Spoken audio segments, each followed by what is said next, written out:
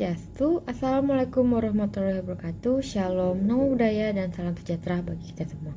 Halo semuanya, perkenalkan nama saya Nilo Ilustari dengan NIM 2309511018 dari kelas B. Jadi pada video kali ini saya akan membuat tugas case based learning 2 mata kuliah manajemen dan kesehatan babi. Nah, pada kali ini saya akan mengambil materi mengenai reproduksi dan perkembangbiakan babi yang mengangkat kasus anestrus pasca sapi dan juga repeat birthing.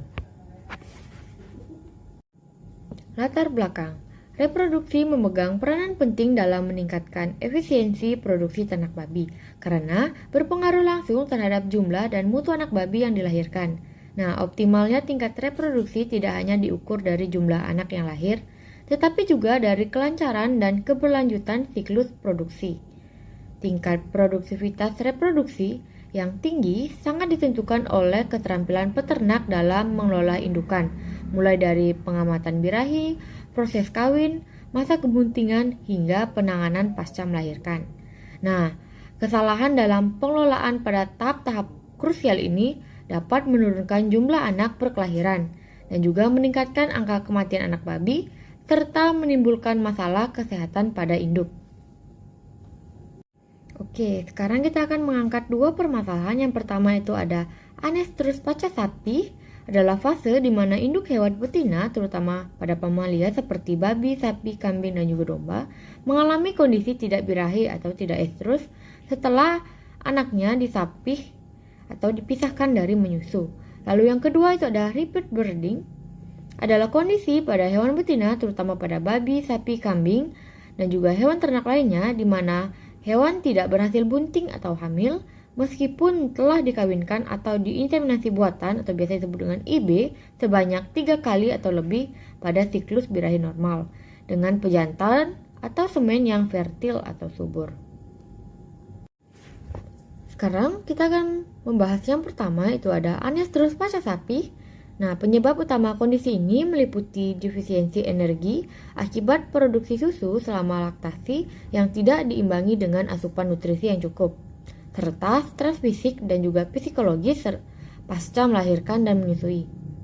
Faktor lain seperti manajemen kandang yang buruk, ketidakseimbangan hormon atau penyakit reproduksi juga dapat berkontribusi terhadap terjadinya anestrus. Dampaknya adalah perpanjangan interval penyapihan perkawinan yang mengurangi jumlah kelahiran per tahun. Selanjutnya kita akan membahas masalah yang kedua itu ada repeat birthing.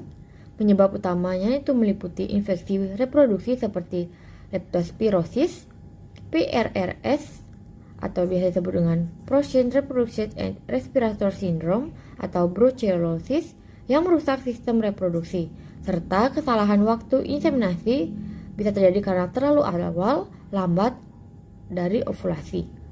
Nah, faktor lain seperti kualitas semen buruk, defisiensi nutrisi, atau stres termal juga berkontribusi terhadap gangguan ini.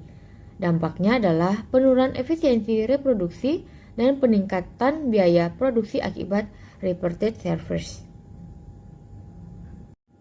Selanjutnya, cara penanggulangan anestrus pasca sapi. Yang pertama adalah flusing nutrisi, yaitu peningkatan asupan energi terutama karbohidrat 2-3 minggu sebelum penyapihan hingga masa perkawinan. Tujuannya untuk meningkatkan kadar glukosa darah, merangsang produksi hormon dan juga mempercepatnya kembali ke siklus estrus. Yang kedua itu ada perbaikan kualitas pakan. Pastikan pakan kaya akan energi, protein dan juga vitamin serta mineral. Hindari defisiensi nutrien yang menghambat fungsi hormonal dan juga ovarium. Yang ketiga, pemberian suplemen hormon. Penggunaan hormon seperti PGV2, PMSG, atau GnRH untuk merangsang aktivitas ovarium dilakukan di bawah pengawasan dokter hewan. Yang keempat itu ada manajemen stres yang baik. Minimalkan stres akibat penyapihan, perubahan lingkungan, atau transportasi. Stres yang berlebihan dapat menekan aktivitas hormon reproduksi. Yang kelima itu ada pemeliharaan kondisi tubuh ideal atau body condition score. Pastikan induk tidak terlalu kurus atau gemuk saat disapih. Kondisi tubuh yang buruk memperlambat pemulihan fungsi reproduksi. Yang keenam itu ada manajemen perkandangan yang baik. Lingkungan kandang harus bersih, nyaman, dan tidak lembab. Ventilasi dan juga pencahayaan yang baik mendukung kesehatan reproduksi. Yang ketujuh itu ada deteksi dini dan monitoring. Pantau tanda-tanda estrus secara rutin seperti perilaku gelisah, naik-naik ternak lain atau juga lendir di bagian vulva. Catat data reproduksi dan lakukan evaluasi berkala. Dan yang ke-8 itu ada pemeriksaan reproduksi, bisa dilakukan dengan palpasi atau USG untuk memeriksa aktivitas ovarium. Jika anestrus berlangsung lebih dari 60 hari pasca sapi, dapat membantu menentukan apakah penyebab bersifat fungsional atau patologis. Selanjutnya, cara penanggulangan repeat birthing. Yang pertama itu program vaksinasi rutin. Vaksinasi terhadap penyakit reproduksi berfungsi untuk mencegah gangguan reproduksi akibat infeksi subklinis. Yang kedua ada sinkronisasi estrus. Yang ketiga ada manajemen inseminasi buatan atau IB. Gunakan semen berkualitas tinggi dan lakukan IB 12-24 jam setelah onset estrus untuk sinkron dengan ovulasi. Terapkan teknik IB yang higienis dan steril untuk mencegah infeksi uterus. Yang keempat, perbaikan nutrisi, tambahkan vitamin dan selenium untuk mendukung fungsi ovarium dan kualitas ovulasi. Dan pastikan pakan seimbang dengan energi dan protein yang cukup. Yang kelima, manajemen lingkungan. Jaga suhu kandang untuk menghindari heat stress dan kurangi stresor seperti kebisingan, kepadatan yang tinggi, atau perpindahan mendadak. Berikan juga ventilasi dan pencahayaan alami yang cukup. Yang keenam ada pemeriksaan reproduksi berkala. Lakukan pemeriksaan uterus dan ovarium menggunakan palpasi rektal atau USG untuk mengidentifikasi adanya infeksi uterus, kista ovarium, atau masalah lainnya.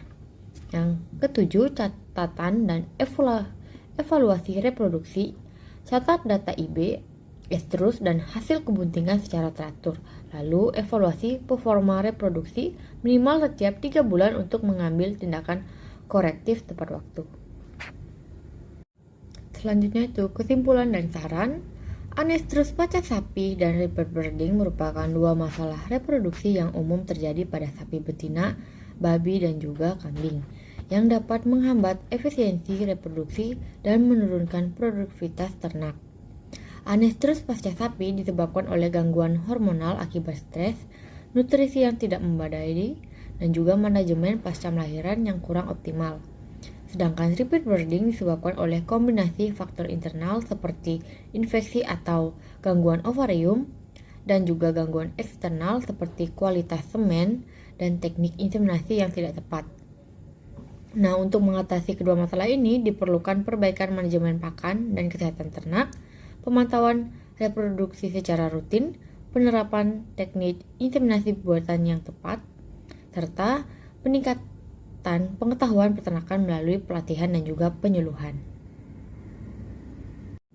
Baik, selanjutnya adalah referensi yang saya gunakan. Mungkin para penonton bisa men-scan barcode yang sudah tertera pada layar.